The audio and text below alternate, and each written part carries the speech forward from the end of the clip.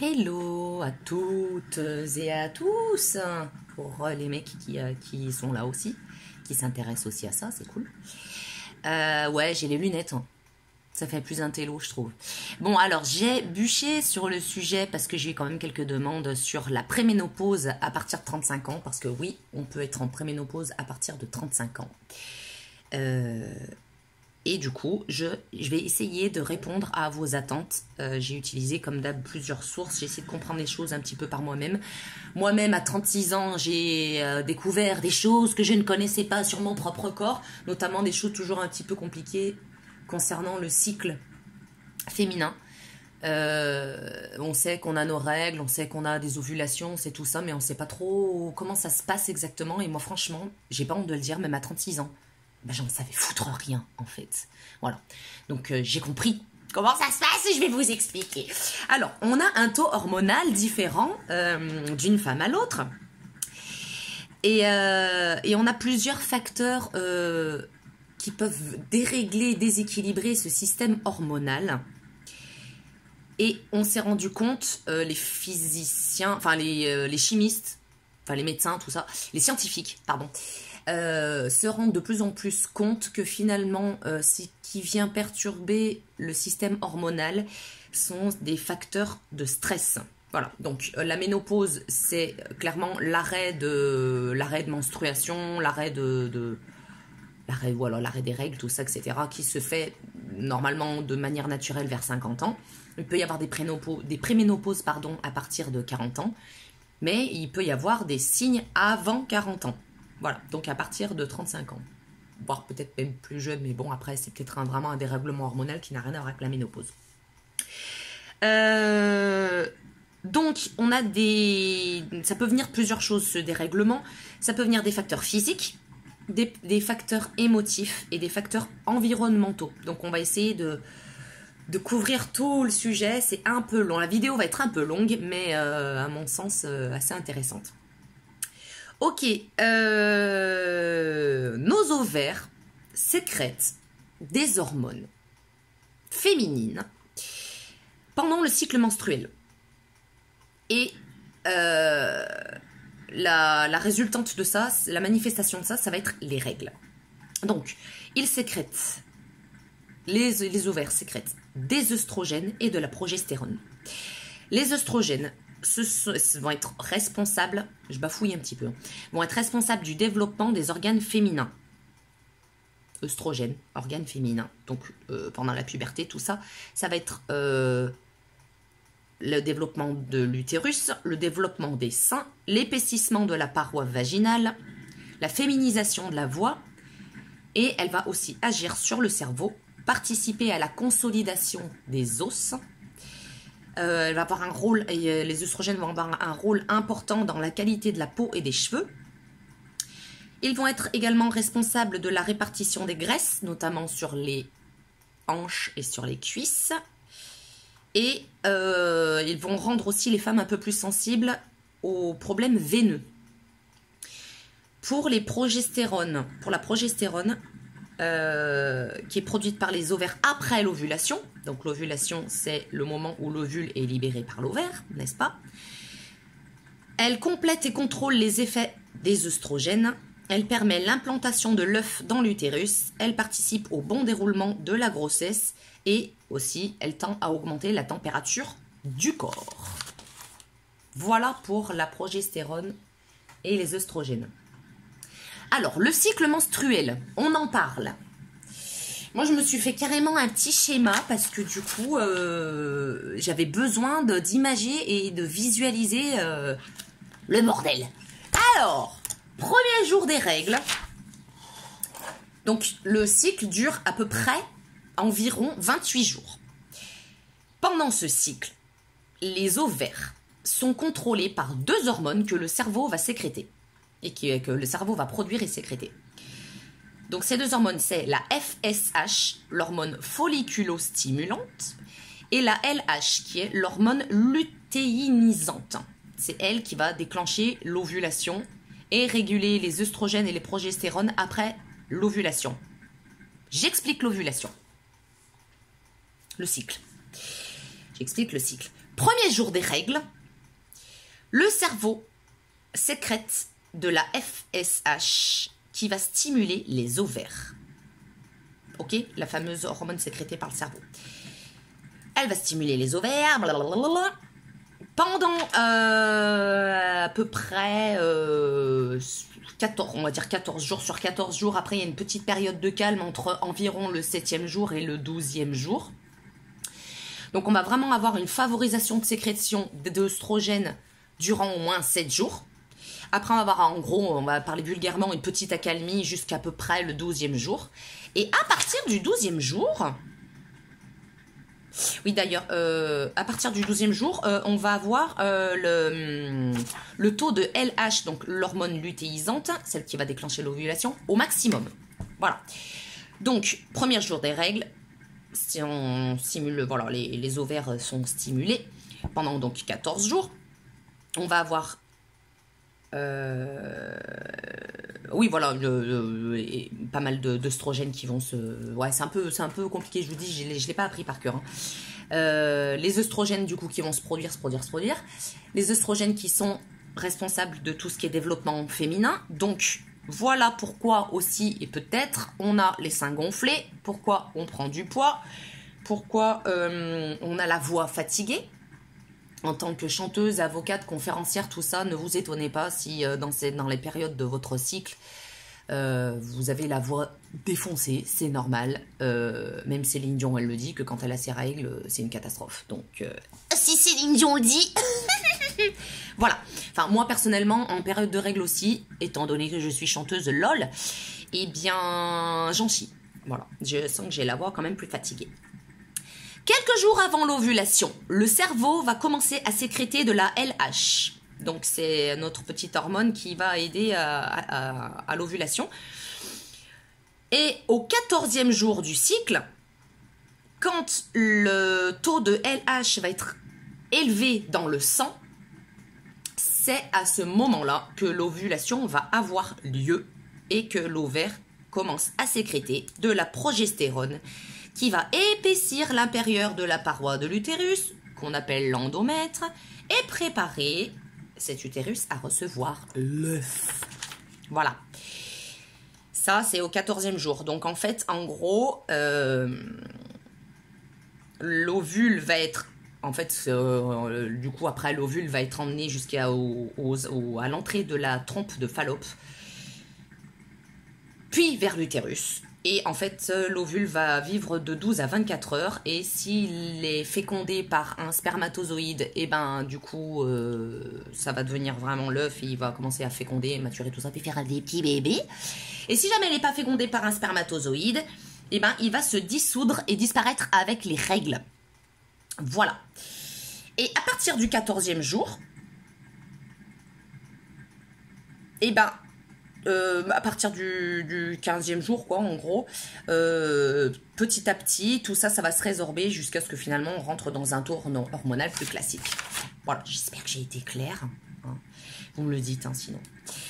Voilà, donc, sous l'effet de la progestérone, on y vient, le cerveau va arrêter petit à petit, ce que je viens de vous dire, de sécréter de la FSH, dyslexique, et de la LH. Et les ovaires diminuent petit à petit leur production d'œstrogène et de progestérone jusqu'au prochain cycle. Voilà, ça se régule, c'est ce que je viens de vous dire. La diminution des taux sanguins de ces deux hormones est responsable du déclenchement des règles. Voilà, et après on repart sur jour 1 du cycle, etc. etc. Les règles qui sont le saignement finalement de l'endomètre par les parois internes utérines. Voilà, règle qui dure 3 à 7 jours. Voilà. La partie donc la plus en surface de la paroi utérine va se détacher et en fait partir avec les règles. La quantité de sang, je rappelle qu'elle est quand même limitée. On dit qu'on perd des litres et des litres. C'est faux. On perd environ 1 à 6 cuillères à soupe de sang. Avec du liquide. Il y a des liquides aussi qui se mettent avec, certainement, puis des morceaux de parois utérines.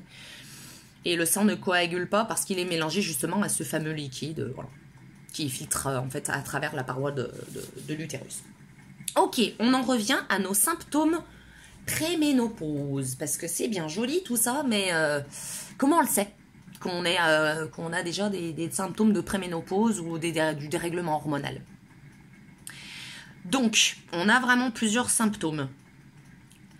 Je vous l'ai dit, migraine, fatigue et ou manque d'énergie, perte de cheveux, prise de poids inexplicable, douleurs articulaires, sécheresse vaginale, perte de libido, début d'incontinence urinaire suite au relâchement du périnée et infection urogénitale à répétition, bouffée de chaleur, sueur nocturne, saute d'humeur, poils indésirables, genre au menton par exemple, déprime, levée difficile, fibromutérin, endométriose, sein douloureux ou gonflé, soif ou appétit accru, crampes, ballonnement, envie de sel ou de sucre, anxiété, peur, perte de confiance en soi. Et dans les autres dérèglements ou déséquilibres hormonaux, on a aussi la transpiration excessive, trouble du sommeil, ça je l'ai dit, sensibilité aux températures, peau sèche, éruption cutanée, miction fréquente, ça c'est quand on a envie de faire pipi très régulièrement, et ballonnement, on l'a dit aussi. Donc, ça peut être des symptômes de préménopause, mais ça peut être tout simplement aussi juste un dérèglement hormonal. Voilà. Après, si vous avez vraiment des choses qui vous paraissent louches, n'hésitez pas à consulter un médecin. Je rappelle que je ne suis ni médecin, ni biologiste, ni microbiologiste, ni spécialiste du bien-être. Merci. Voilà, donc on voyait quand même tout ce qu'on vit. Hein. Hormonalement, c'est quand même énorme. Voilà pourquoi il va falloir s'apporter beaucoup d'amour à nous-mêmes, entre femmes, et les mecs, si vous regardez la vidéo, comprenez que c'est compliqué d'être une femme. Mais c'est pas, voilà, hein, on n'est pas des victimes. Voilà, on vit avec, et il y a plein de choses à faire justement pour calmer tout ça. Et mener à bien et accompagner justement peut-être aussi la future ménopause dans de bonnes conditions. Puisque tout ça, c'est un système hormonal, donc on peut certainement y apporter quelque chose. La ménopause, qu'est-ce que c'est? Donc on l'a dit, c'est une fin de période reproductive de la femme, environ 50 ans. Donc l'arrêt des règles, l'arrêt de l'ovulation, arrêt de sécrétion des hormones sexuelles, donc œstrogène et progestérone, par les ovaires.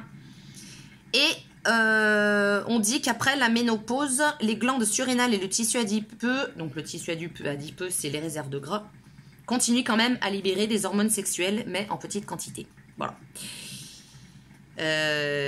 Oui, je disais justement qu'en fait c'était pas forcément de la préménopause. Faut pas non plus dès qu'on a un truc, oh là là, je suis en préménopause ou j'ai un dérèglement hormonal, on fait attention à soi, mais tout est vérifiable parce qu'on parle aussi de maladies. Alors je l'ai noté parce que c'était dur, enfin je peux pas tout retenir. On parle aussi de maladies hormonodépendantes. C'est un déséquilibre pathologique des hormones, du système hormonal. Donc là, c'est vraiment, vous avez des symptômes un peu chelous à répétition ou des choses un petit peu inexplicables, etc. N'hésitez pas à consulter votre médecin et de faire des prises de sang, des choses comme ça pour savoir si tout va bien dans votre corps. Voilà. Donc, la ménopause avant l'âge ou prématurée, ça peut être provoqué, donc on a dit, par plusieurs choses. Ça peut être provoqué par des maladies, des médicaments, une chirurgie, par exemple une ablation chirurgicale des 2 ovaires, un traitement radiothérapie ou chimiothérapie. Pour l'ablation de l'utérus, donc l'hystérectomie, ça suffit pas en fait à la ménopause parce que les ovaires en fait elles continuent de produire des œstrogènes. Mais en tout cas, ça fait cesser les règles. Donc, par contre, il se peut qu'après un traitement radiothérapie ou chimiothérapie, les règles peuvent revenir. Voilà. Je dis, en fait, tout dépend de la puissance du traitement parce que c'est ça qui va vraiment influer sur la cessation progressive des règles. Voilà. Donc, ça peut revenir. Donc, pas de panique, les filles, si vous êtes en traitement chimio et que vous n'avez plus de règles, ça peut complètement revenir. Voilà. La baisse d'œstrogène rend le système osseux donc plus vulnérable. On parlera donc peut-être aussi d'ostéoporose. Et on peut noter aussi l'incontinence urinaire, les troubles cardiovasculaires et d'autres choses fort sympathiques. Là, qu'est-ce qu'on fait? aujourd'hui pour augmenter ce potentiel. Parce que vous allez me dire, ouais, bon, enfin bon, c'est bien joli tout ça, mais qu'est-ce qu'on fout de tout ça, nous à un moment donné, qu'est-ce qu'on fait? Qu'est-ce qu'on fait? Donc, en fait, on a des symptômes. C'est super d'avoir des symptômes. C'est super d'avoir des douleurs. C'est super d'avoir des peurs. C'est super d'avoir tout un tas de choses parce que ça va nous permettre de mettre le doigt sur ce qu'il faut faire. Si vous avez un trouble du sommeil anormal, qui est dû à rien parce que vous avez une vie, bah là on est en plein confinement, donc normalement on n'a rien qui nous stresse, donc on est censé bien dormir. Mais si, mettons, vous avez des choses un peu comme ça, bah, ça vous met sur la voie finalement. Allez privilégier des moments de douceur, de calme, pour favoriser votre sommeil, des plantes qui vont vous aider à dormir, des choses qui vont vous faire du bien, de la méditation, des choses comme ça. Si par exemple vous avez, je sais pas, envie de faire pipi plus souvent, ben après ça peut être aussi peut-être les reins, il n'y a pas forcément d'enjeux hormonaux dedans, mais écoutez-vous, essayez de trouver les solutions aux symptômes adéquates. Mais je vais vous aider parce qu'on va trouver plein de petits trucs après. Donc nous avons énormément de choses qui viennent dérégler notre système hormonal. On en a 5. Mais alors attention, c'est long. Et là, on va détailler. Facteur stress ou stresseur. Donc on sait que le stress, ça déséquilibre complètement le système hormonal. Qu'est-ce qu'on a? On a le stress émotionnel. Donc le stress émotionnel passé, le stress émotionnel présent, le stress émotionnel chronique, lié au travail, aux relations interhumaines, à la pression qu'on se met à nous-mêmes, même des fois même inconsciemment, des traumas affectifs, deuil, des choses comme ça. Donc déjà ça c'est un gros facteur, le stress c'est le plus gros facteur. Ensuite nous allons retrouver l'alimentation. Vous savez que l'alimentation, c'est le premier médicament. C'est le premier médicament. Vraiment. Donc, on va retrouver une alimentation, par exemple, qui va être peut-être pauvre ou vraiment mal adaptée. Voilà, on est tous différents, même si on est tous foutus pareil, on est tous différents et on n'a pas tous les mêmes besoins. Voilà, puis on a une alimentation. Moi, par exemple, je suis végétarienne à tendance végétalienne. Forcément, mon alimentation, je la vis vraiment différemment que quelqu'un qui va manger, qui va faire son plein de protéines avec sa viande, ses œufs, ces trucs comme ça. Moi, il va falloir que j'aille les chercher ailleurs. Donc, dans l'alimentation, on va retrouver plusieurs choses. On va retrouver un manque de phytoestrogène, qui est ZACO. Donc, phyto, qui veut dire plante, et œstrogène, qui veut dire, en gros, période de fertilité des femelles mammifères. Voilà, étymologiquement parlant, on en est là. En gros, ça va être des plantes à effet œstrogène. Voilà. Donc, comme par exemple, le soja et les dérivés, donc tofu, etc. Les légumes secs, donc les lentilles, pois chiches, tout ça. Pardon. Le trèfle rouge, les oignons, les pommes de terre, le vin rouge, mais on se calme. Voilà, hein. Parce que je vous vois bien. J'ai regardé une vidéo, on a dit quand même que c'était très bien pour les hormones de boire du vin rouge, donc moi j'en bois, mais alors sans arrêt. Mais je fais ça, j'ai aucun problème. Si, t'es bourré, tu pues de la gueule, et en plus tu vas finir avec une cirrhose, c'est complètement alcoolique, et plus personne ne voudra te parler, tu vas crever tout seul dans ton coin. Bref. Thé, carottes, ail, graines de lin et de tournesol, etc., etc. Allez vous renseigner sur tous les produits qui sont bons pour les hormones. Bon, je vous en ai noté quand même quelques-uns. Donc, manque de phytoestrogènes, trop de sucre ou amidon raffiné. Attention aux produits raffinés. Les sucres, ne les consommez pas blancs. Les farines, ne les consommez pas blanches. Préférez des choses semi-complètes ou complètes. Le pain, tout ça, c'est pareil. Privilégiez des sucres naturels roux ou à indice glycémique faible, type sucre de coco, voilà, ou miel, ou pas de sucre.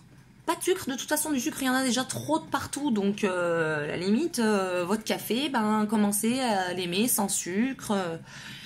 Les gâteaux, quand on vous fait des gâteaux au chocolat, prenez des farines semi-complètes ou complètes, ou du son d'avoine, ou je sais pas, des choses peut-être meilleures pour la santé. Et votre chocolat, on vous dit de mettre du chocolat plus du sucre. Mettez que du chocolat. Il n'y a pas besoin, le chocolat est déjà sucré en général, le chocolat pâtissier, donc n'allez pas rajouter du sucre.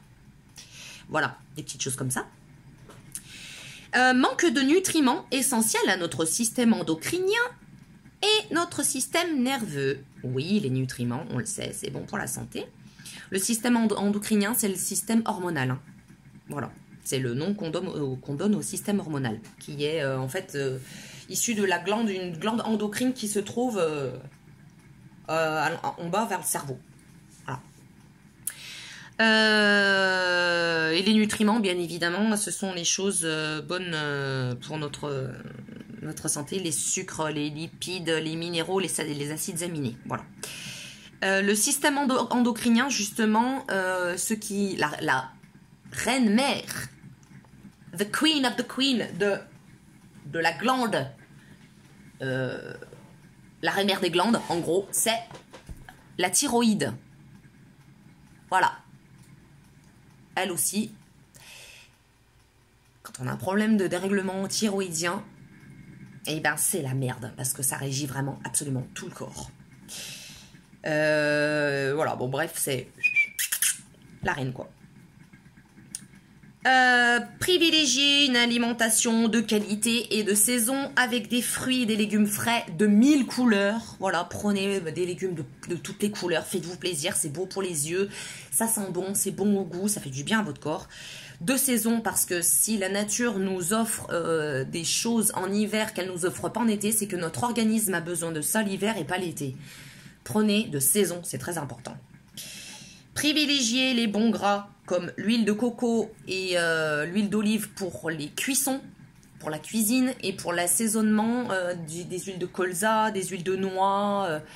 Il existe tout un tas d'huiles très très bonnes pour le corps et le cerveau.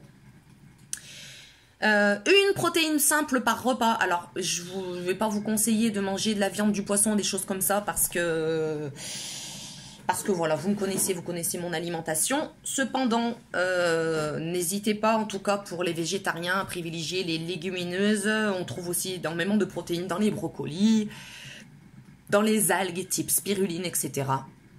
Et en plus, c'est super bon. Voilà. Épices et herbes fraîches. Voilà, consommez frais, ne consommez pas d'aliments modifiés ou de choses comme ça. Et privilégier les meilleurs glucides. Donc, comme je disais tout à l'heure, avec des indices de glycémie faibles. Voilà, comme le sucre de coco. Et voilà, ce que je vous disais, consommez-en le moins possible. Voilà, très très peu.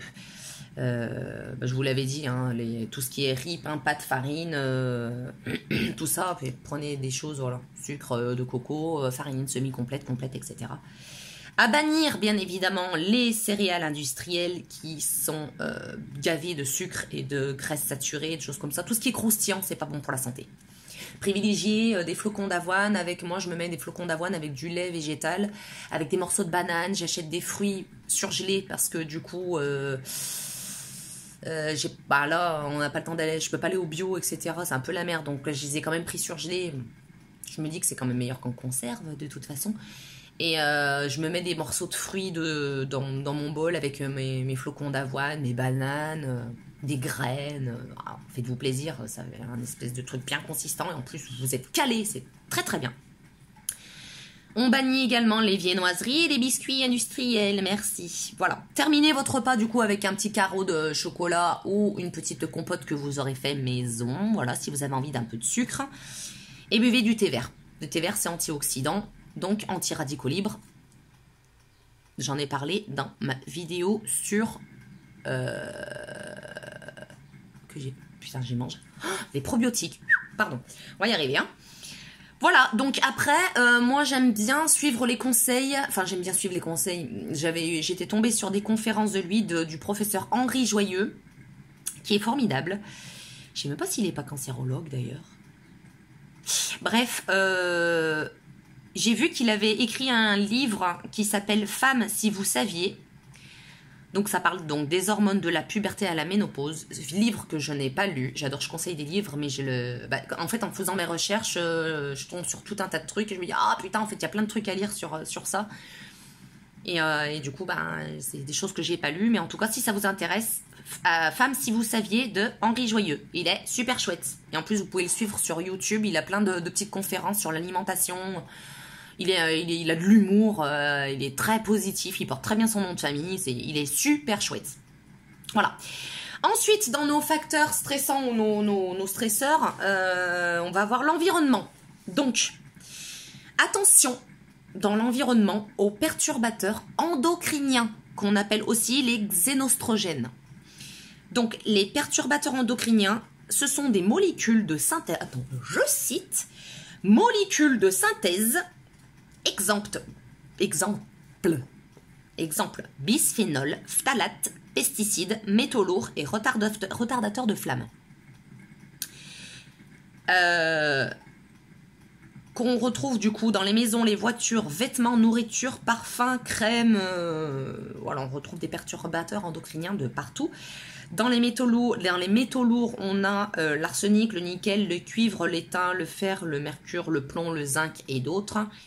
Et ce que j'appelle les retardateurs de flamme, je me suis renseignée, je me suis dit, Kezako, l'autre, il est en train de nous parler d'un extincteur. Pas du tout. Le retardateur de flamme est une substance dans la classe des additifs utilisés pour minimiser les risques d'incendie. Et on en retrouve de plus en plus chaque année dans la poussière des maisons, dans le lait maternel et dans le sang. Dispersés dans l'environnement, comme des décharges d'objets contaminés, bon, souvent dans les pays sous-développés, mais quand même, et dans les graisses animales, notamment dans les poissons gras et les mammifères marins. Donc, je ne sais pas s'ils vaporisent ce genre de choses dans les champs, par exemple, pour éviter qu'il y ait un incendie, que ça prenne feu, j'en sais rien, dans tout ça. En tout cas, c'est retardateur de flamme. On en retrouve de partout, dans les pesticides de partout, c'est une catastrophe. Donc c'est pour ça que c'est bien de consommer bio. On n'est pas obligé d'avoir l'appellation bio, mais si vous avez un petit jardin où vous mettez que des engrais naturels, des choses comme ça, vous n'avez pas le label bio, mais enfin c'est bio quoi.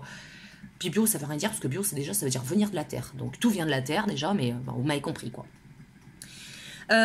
Pesticides, pollution automobile, plastique, savon et autres produits industriels. Voilà, c'est une catastrophe. Ça, ce sont les perturbateurs endocriniens. Et les médicaments hormonaux, voilà, type pilule. Voilà, les médicaments hormonaux aussi, ça fait partie des facteurs stress qui viennent perturber notre système hormonal, forcément, hein, vu que ça nous en injecte. Donc les médicaments hormonaux comme la pilule ou les traitements hormonaux si vous suivez un traitement hormonal. On a également le foie. Alors attention, mention plus parce que alors là ça commence à déconner, parce que alors si en plus il y a le foie qui s'y met, on est tous dans la merde. Donc le foie. On va essayer de comprendre un peu le foie. Le foie, c'est une usine à recyclage et à détox. C'est la première d'ailleurs étape du recyclage de l'œstrogène. Voilà, donc il y a quand même un rapport entre l'œstrogène et le foie, sinon on dit, mais qu'est-ce que le foie il vient foutre ici, madame? Oui. Alors en gros, si ça se passe pas correctement, le foie va réabsorber l'œstrogène et ils vont se retrouver en excès dans le foie, et ça c'est pas glop du tout, parce que du coup ça va favoriser l'acné. Ça va générer des sensibilités aux androgènes, donc aux hormones mâles, en gros, vulgairement.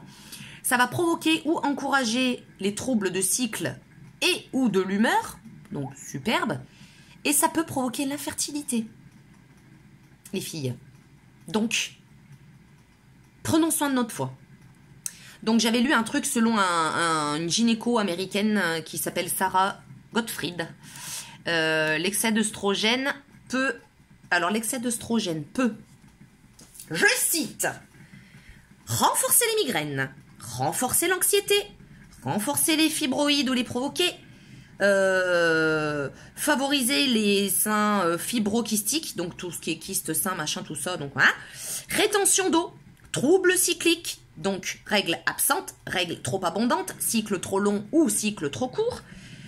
Syndrome prémenstruel, spleen, émotivité, dépression, changement d'humeur, infertilité, possibilité de certains cancers. Par exemple, les seins, car les seins sont un accueil douillet pour les œstrogènes. Voilà. Le foie donc recycle, il prend les déchets du sang, voilà, il prend tous les déchets du sang, il les transforme ou catalyse, Roxane si tu regardes cette vidéo, lol, il les transforme et il les envoie dans les reins pour les éliminer par le pipi ou par la voie digestive, donc bile et excrément, donc en fait en gros autrement appelé le CACA, le caca. Voilà, la bonne merde. Donc le foie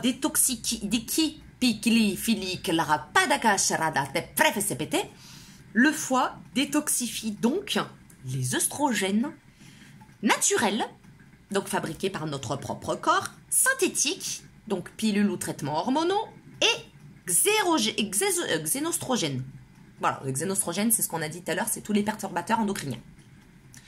Donc privilégiez aussi les aliments bons pour le foie, type l'artichaut, par exemple. Voilà. Le foie, c'est une machine à laver. Nous avons le tri. Le foie, tri. Ça, bon, ça, pas bon, ça, bon, ça, pas bon. Il prélave. Oui, monsieur. Système de prélavage. Ce qu'on appelle l'oxydation et la détox. Donc, il utilisera des nutriments et des enzymes pour transformer les déchets et les hormones sous-produits, donc souvent toxiques et donc à neutraliser.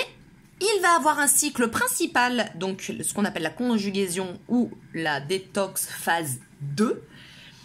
Les acides aminés constituant les protéines essentielles à ce stade vont s'attacher aux toxines pour les neutraliser et les évacuer hors du corps. Pipi caca.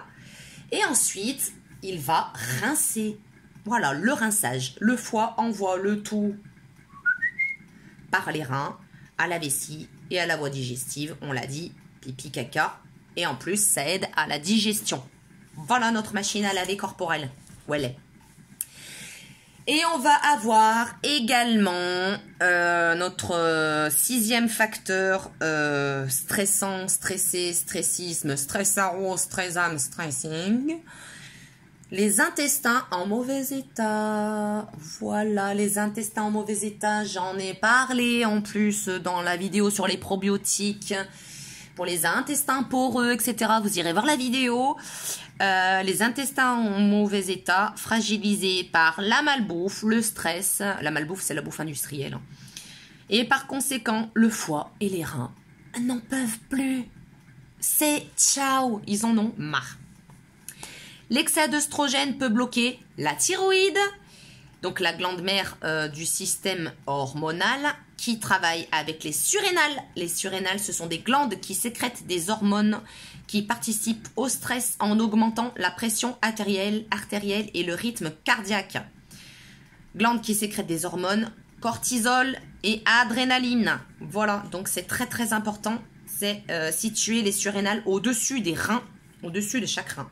Et pour les hormones, cortisol et adrénaline, qu'est-ce que c'est? La cortisol, ça régule la glycémie et ça possède une action anti-inflammatoire. Et l'adrénaline, bah, vous la connaissez. Quand le stress ou autre épuise les surrénales, en gros, la thyroïde, en fait, va ralentir son action et c'est ce qu'on va appeler l'hypothyroïdie. Et du coup, c'est peut-être aussi pour ça que vous allez faire certainement de l'hypotension. Et parfois, l'hypotension, elle va être traitée comme étant une dépression, alors qu'en fait, pas du tout. Enfin, ou pas, peut-être, en tout cas. Et en tout cas, c'est comme ça que ça va être traité. Notons aussi qu'une hausse de cortisol, donc notre hormone sécrétée par les surrénales, entraîne plus de sucre dans le sang, donc des problèmes d'insuline, qui est l'hormone du pancréas. Alors comme ça, on vient toucher au pancréas aussi. Et puis du coup, on fout la merde du pancréas touché, vie niquée, les gars. Hein. En général, ça sent le sapin, le pancréas, quand même, quand ça craint trop, tu vois. Le pancréas, du coup, qui travaille en orchestre avec la thyroïde, les surrénales et les ovaires.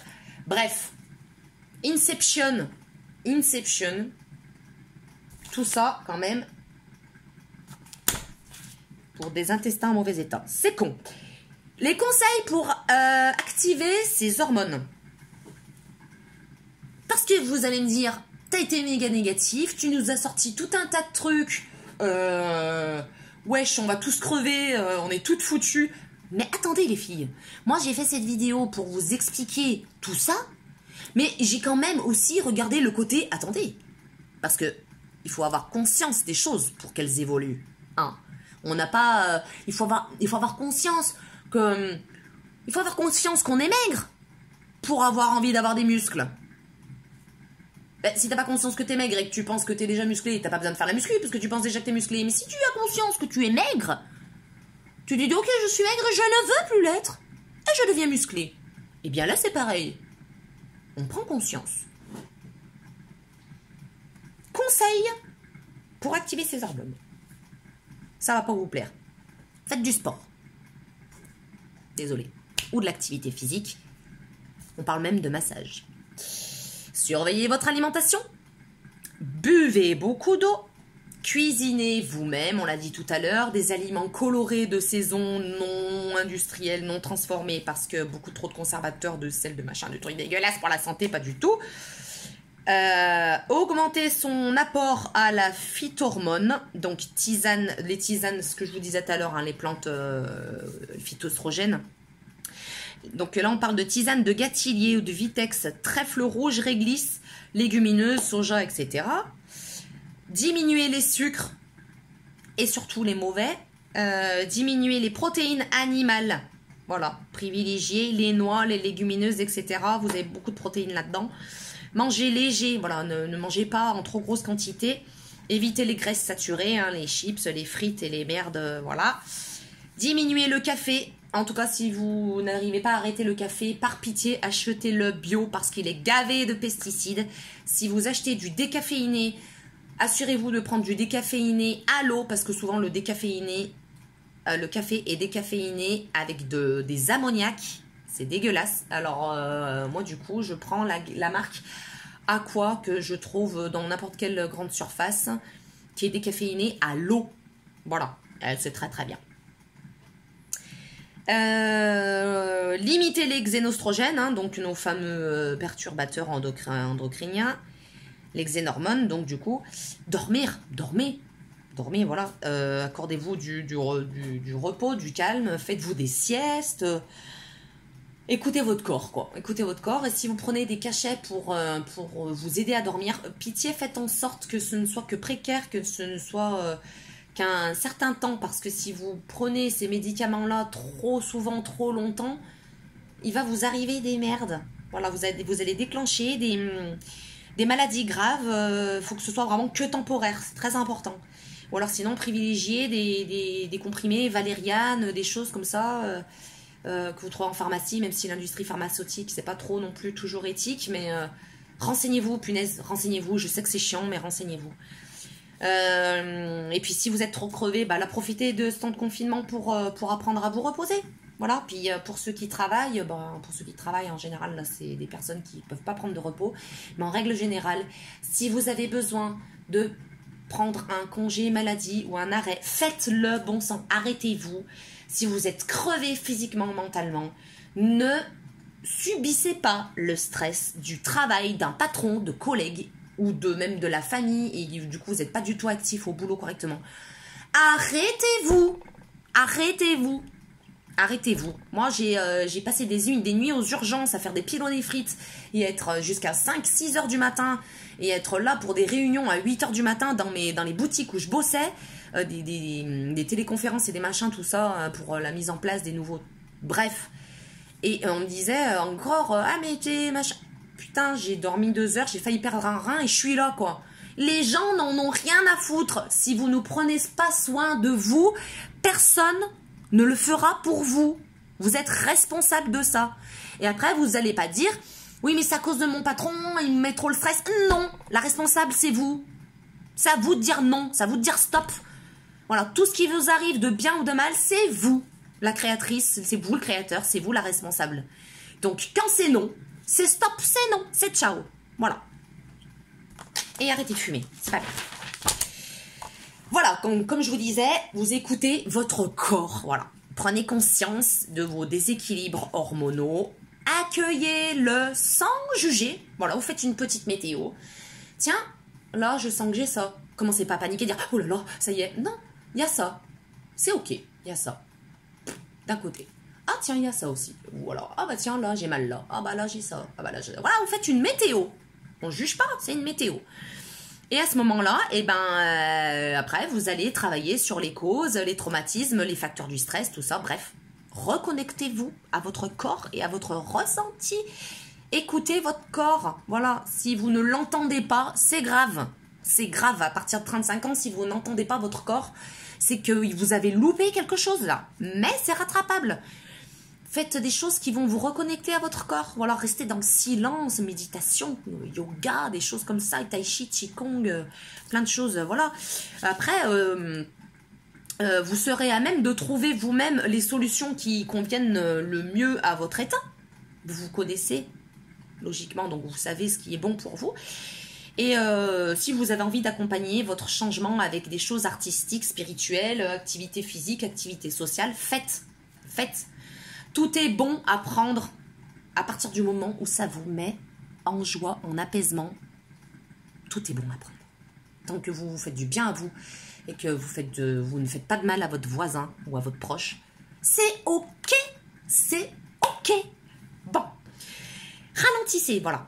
Ralentissez, profitez de ce temps de confinement pour ralentir vos mots, ralentir vos gestes du quotidien, ralentir vos pas dans la maison, ralentir votre coup de fourchette, ralentir votre respiration, inspirez 4, soupirez 4, voilà, équilibrer le donner et le recevoir, équilibrer, on parle d'équilibre hormonal, équilibrer votre corps et votre esprit, voilà. Le centre de l'équilibre, c'est le cœur, le chakra du cœur. Travaillez sur votre chakra du cœur si vous êtes dans ces énergies-là. Voilà. Prenez conscience de tout. Voilà. Quand vous êtes en train de faire quelque chose, faites ce quelque chose. Vous êtes en train de regarder votre téléphone, n'entamez pas une conversation avec quelqu'un.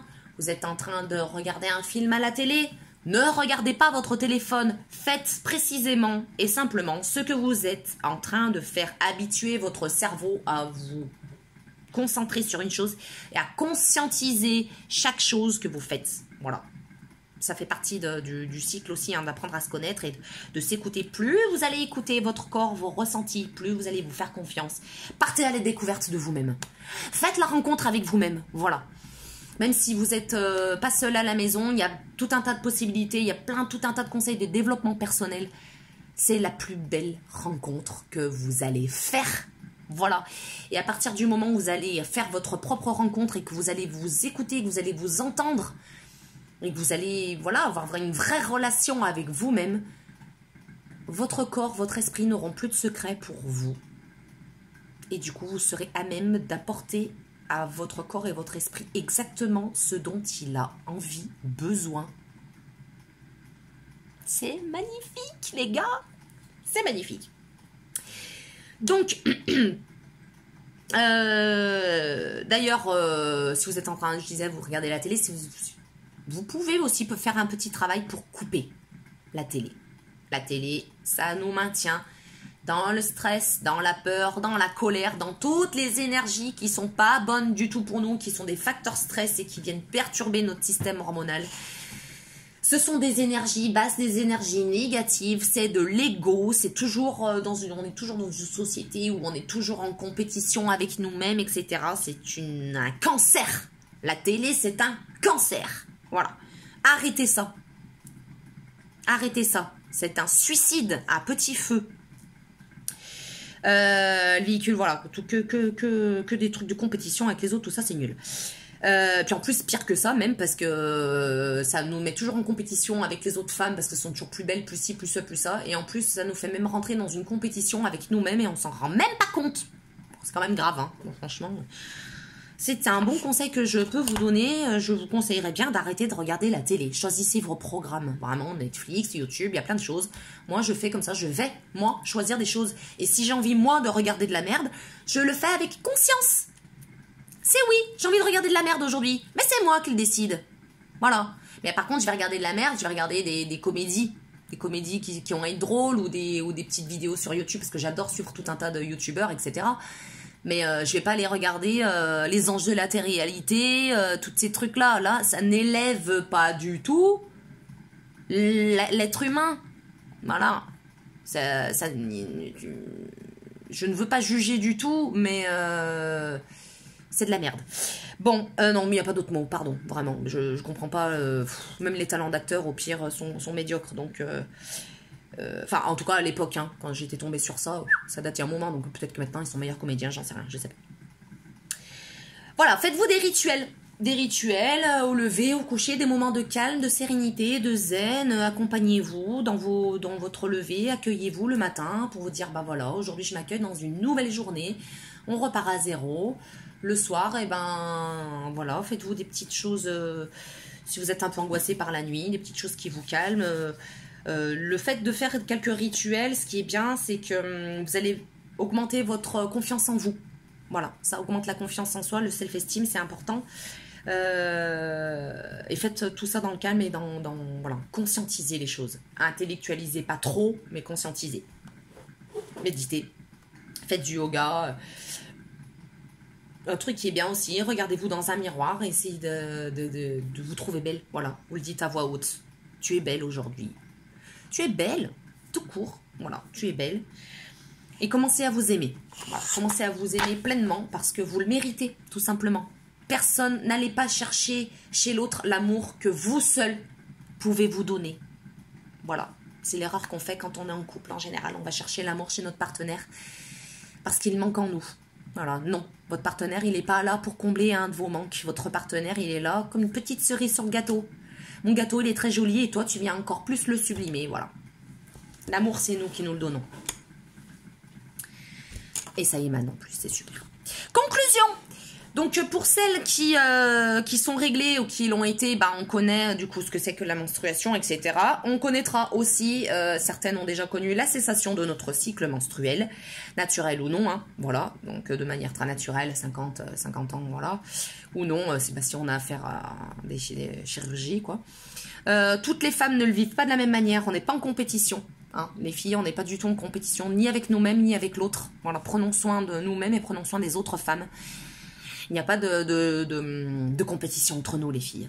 Voilà, on est toutes faites pareil et on est toutes à même de pouvoir comprendre ce que l'autre vit. Et si on a une qui a des règles douloureuses et que vous les avez pas douloureuses et que oui, mais moi par contre j'ai ça. Ah ouais, mais moi parce que non, il n'y a pas de.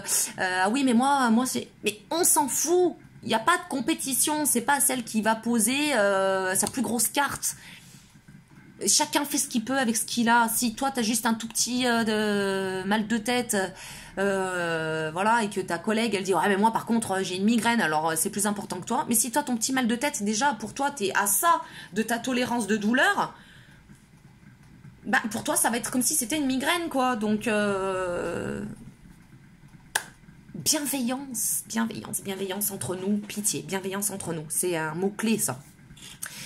La ménopause n'est pas un problème, c'est le cycle naturel de la vie et on peut, ce que je disais tout à l'heure, commencer à l'accompagner avec tout l'amour qu'on a pour nous. Voilà, accompagnons notre future ménopause dès maintenant parce que le dérèglement hormonal, on le subit certainement déjà. Les filles, on a toujours un petit dérèglement hormonal, donc de toute façon, même si on n'a pas de dérèglement hormonaux important, mais ça peut faire que du bien. Ça peut faire que du bien de suivre les petits conseils que je vous ai donnés, de surveiller son alimentation, de faire du sport, de ne pas manger d'aliments transformés, tout ça, ça peut être que bon. Renseignez-vous sur l'alimentation qui est bonne pour les hormones. Allez faire vos petites recherches, voilà. On sait désormais que tout peut perturber notre système hormonal. Alors, c'est à nous de le rééquilibrer, de l'harmoniser. Voilà, même les scientifiques le disent. Ils sont de plus en plus à dire oui, effectivement, en fait, il y a plein de choses qui peuvent amener à une préménopause. Donc, on peut y pallier. Voilà. Du coup, pour tout ça, j'ai eu des sources, la RQASF, hein, donc c'est le réseau québécois d'action pour la santé des femmes, Passeport Santé, Greenwiz Magazine, beautépure.com, en référence Henri Joyeux pour aller lire son petit bouquin sur les hormones. Et si jamais vous avez des questions ou des choses comme ça, n'hésitez pas. J'espère que je vous ai aidé sur plein de choses. Je vous ai donné tout un tas de petites astuces à faire. Écoutez-vous, aimez-vous et voilà. Moi je vous aime en tout cas. Voilà. Voilà, ça fait beaucoup de voilà. Le tic verbeau, c'est horrible. Bref, cette vidéo est bien trop longue. Alors je coupe. Je vous souhaite une super belle journée, lumineuse. Je vous aime fort. Prenez soin de vous et moi je vais prendre soin de moi. Bisous.